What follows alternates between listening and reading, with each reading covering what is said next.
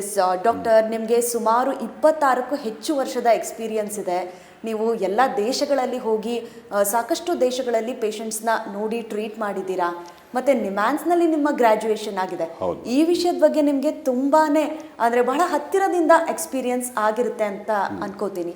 ಮತ್ತು ಪ್ರಮುಖವಾಗಿ ನನಗೆ ಈ ಒಂದು ಹೆಸರು ತುಂಬಾ ಇಷ್ಟ ಆಯಿತು, ಮಾರ್ಗ ಮೈಂಡ್ ಕೇರ್. ನಾವು ಹೆಲ್ತ್ ಕೇರ್ ಅಂತ ಕೇಳ್ತೀವಿ, ಮತ್ತು ಹಾರ್ಟ್ ಕೇರ್ ಎಲ್ಲವನ್ನೂ ನೋಡ್ತೀವಿ. ಮೈಂಡ್ ಕೇರ್ ಎಷ್ಟು ಇಂಪಾರ್ಟೆಂಟ್ ಆಗುತ್ತೆ ಡಾಕ್ಟರ್?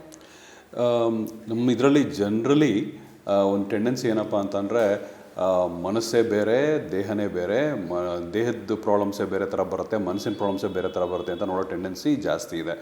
ಬಟ್ ನಾವು ಇಷ್ಟು ವರ್ಷ ನಾವು ಕೆಲಸ ಮಾಡಿಕೊಂಡು ಬಂದಿರೋ ರೀತಿ, ನಾವು ನೋಡಿರೋ ಪೇಷಂಟ್ಸು, ಇದೆಲ್ಲ ಅನುಭವದ ಮೇಲೆ ಏನು ಹೇಳ್ತೀವಿ ಅಂತಂದರೆ, ಮನಸ್ಸಿನ ಕೇರು, ಈಗ ಮೈಂಡ್ ಕೇರ್ ಅಂತ ಏನಿದೆ ಅದನ್ನು ಬರೀ ಅದೊಂದೇ ಮಾಡಿದ್ರೆ ದೇಹನೆಲ್ಲ ಕಂಪ್ಲೀಟಾಗಿ ಇಗ್ನೋರ್ ಮಾಡಬೇಕು ಅಂತ ಆಗಲ್ಲ. ಈಗ ದೇಹದ ಕೇರ್ ಮಾಡ್ತಾಯಿದ್ರೆ ಮನಸ್ಸಿಂದು ತೊಂದರೆಗಳನ್ನ ಇಗ್ನೋರ್ ಮಾಡಲಿಕ್ಕಾಗಲ್ಲ. ಎರಡನ್ನೂ ಒಟ್ಟಿಗೆ ನೋಡ್ತಾ, ಎರಡನ್ನೂ ಒಟ್ಟಿಗೆ ಕೇರ್ ತೊಗೋತಾ ಹೋದ್ರೇ ನಾವು ಮುಂದಕ್ಕೆ ಪೇಷಂಟ್ಗೆ ಏನು ಬೇಕೋ, ಎಷ್ಟು ಬೇಕೋ ಅಷ್ಟು ಒಳ್ಳೇದನ್ನ ಮಾಡೋದಕ್ಕೆ ಸಾಧ್ಯ.